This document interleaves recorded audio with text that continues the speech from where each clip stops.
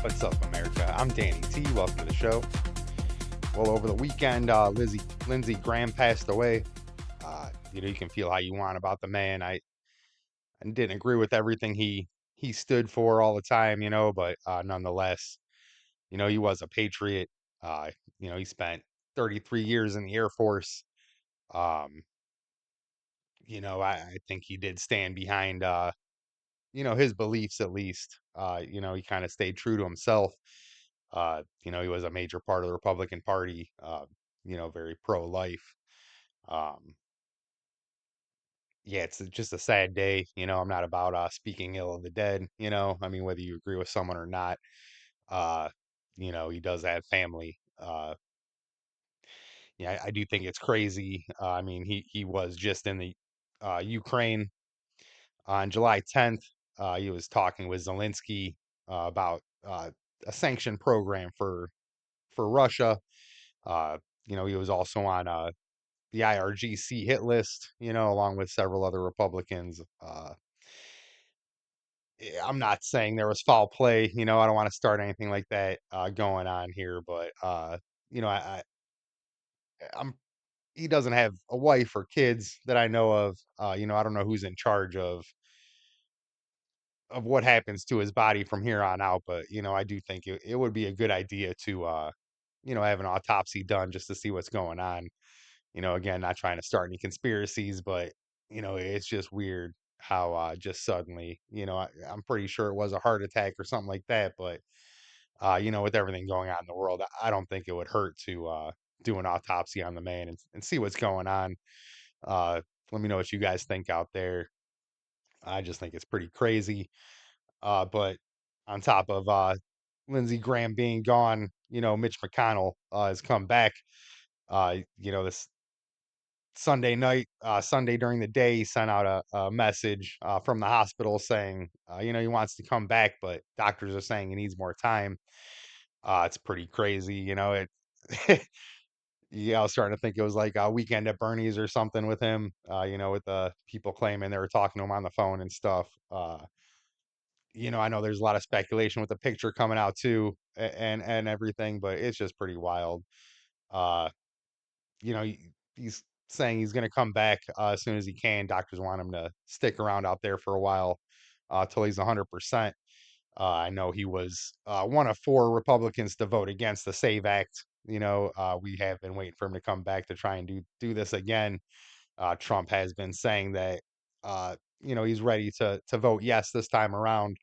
We'll see if that happens or not. It's just pretty crazy, pretty wild how all this is going on. But speaking of Trump, this past week, he had his NATO meeting earlier in the week, last week. He was talking to other countries about different things. One of the major things was, holding other countries accountable for their defense that we pay a majority of. I don't think it's a lot to ask for, especially places like Greenland, Denmark. They still won't let us use their land for defense, but when push comes to shove, we'll be the ones that help them when the shit hits the fan. I just think it's pretty crappy. I do think we should just let a lot of these places fend for themselves. I know there's talk of us pulling out of NATO. I do think that's a great idea. I think we're just wasting money. We can defend ourselves. If our so-called allies don't want to help us when we need them, I don't think we should be helping them. I'm sorry to put it that way, but a lot of our alliances are one-sided. You hear a lot. I'm not anti-Israel, but you hear a lot about how they're our greatest allies. Yet we funnel so much money to them, and we get nothing in return. And as you saw by the one of the 100 ceasefires, stop and goes we had, where BB came out saying, if they had to do it without the United States, they would. But yet we're paying for everything for them. Yeah, I just feel like a lot of these other countries are taking advantage of us. I think it's just crap that we're paying for all these defense bills, and no one wants to help us out when we need them. It's just pretty crazy. But moving off of this, he's also during that NATO meeting, he was talking about giving Turkey a break, by lifting sanctions off them and giving them access to the F-35 fighter jet program. Now, Israel and some U.S. officials disagree with Trump doing that, but I think the more allies we have out there, the better. Uh, with Turkey, I don't know how many people heard about the cruise ship, the LGBT cruise ship going on, and Turkey refused them from coming over. I think they're kind of base sometimes when they want to be. Uh, I just think out there in the Middle East, especially with everything going on with Iran, we could use all the help we could get out there. Um, but again, speaking of Iran and the meeting, I think one of the main things of the meeting with NATO was Trump coming out saying that the ceasefire between the United States and Iran is over. It's done. I don't think we're playing that game much any longer. They keep attacking boats going through the strait. The strait's supposed to be open. They keep claiming it's closed. I think it's time to stop pussyfooting around this. I'm not pro-war by any means, but the IRGC we need to dismantle them. I think by getting rid of the IRGC, we'd also be cutting the head off of Hezbollah, amongst other terrorist organizations out there. Um, I think that's the first step towards peace in the Middle East is getting rid of the IRGC. And I've talked a lot about them. I mean, over 10,000 protesters murdered since the start of this conflict for just protesting the regime. Uh, just bad people. I don't see how feminists can support them when the women out there have to be covered up like they're the Grim Reaper. You only see eyeballs. If your hair falls out, you get punished. It's just trash out there, man. Like I feel bad for the Iranian people. I do. I even feel bad for the Muslims. You want to be a Muslim, you practice your religion all you want, but it's the extremism that's bad. And the IRGC is pushing the extremist bullshit. It just is. Uh, you know, uh, After our ceasefire uh getting thrown out, Trump told them we have 1,000 missiles ready with thousands more after that. He's been met with assassination threats. The former Ayatollah's funeral, they had a flag saying, we will kill Trump and all that BS. We've heard death to America chants since 1979 to now. It's time to get rid of it. They also followed up with retaliation strikes all around the Gulf, just, bombing any ally we have, anyone that opposes them. It's getting ridiculous that, these cavemen are out there doing all this. And I think it's time to get rid of the IRGC once and for all. I think this is the time to do it. I don't think we'll ever have a president with enough balls to do something like this again. Um, it's just crazy with everything going on, especially, I wouldn't care if it was Joe Biden or any other Democratic president. If someone puts a hit on our president, uh, we're the United States. We need to band together during things like that. I just think it's bullshit that they're talking all this crap out there, and I think they need to be put in their place. They need to be dismantled. Uh, the Iranian people need to be freed from this oppressive regime out there on top of the world. Just we don't need a villain out there like this. It's just bad, in my opinion. But coming off of this, the Tyler Robinson preliminary hearing started. It's been going on for a little bit. We found out a lot so far. I mean, the actual trial isn't going to happen until September 1st, so we got some time to wait. But I feel there's already evidence piling up even before the actual trial. We've had a confession to Lance Twiggs saying, that he wished that Tyler Robinson wished he didn't do it. Twiggs told authorities that confession happened. It's just insane. There was a handwritten note that was left under the computer keyboard saying that, he had an opportunity to take out Charlie Kirk and he took it. There was a confession in text that a lot of us already knew about, saying he did it. And, he also claimed that he wasn't alone in that text message. There's DNA evidence off of a towel used to wrap up the gun that was used in the crime from both Twiggs and Robinson. DNA from both of them on there. There was the conversation about the engraved bullets that we all knew about from the start, with Robinson engraving these bullets with yeah, I believe one of them was like, if you're reading this, you're gay, and just all this dumb shit that he was writing on there. On top of the videos, the surveillance cameras of him on campus and all around town during the day of the assassination.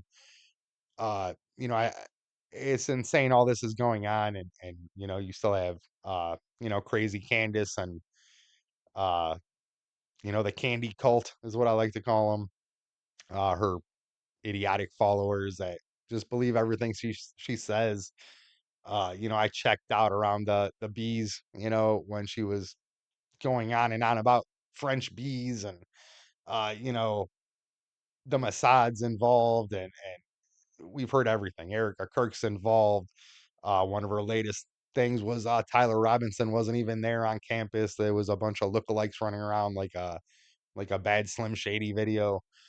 It's just crazy how people still believe her. It's crazy how she's still pushing this content. It makes you wonder when she's gonna stop. I mean, I guess when her viewers stop watching, when the dumbasses stop believing the bullshit she pushes, is when it'll go away, I guess.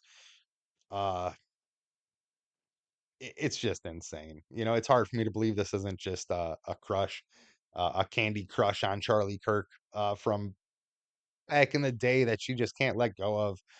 The way she talks about Erica Kirk and everything else is it's just insane to me.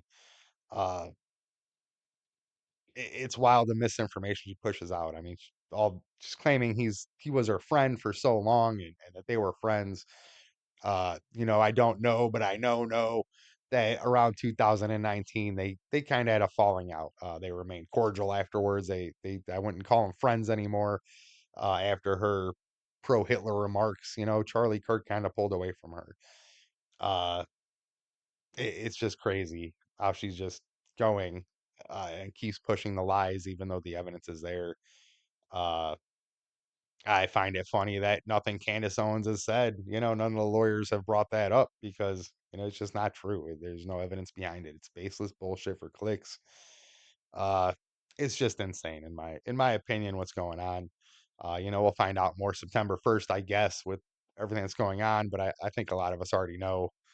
We know what's going on. There's no doubt in my mind that Robinson did this.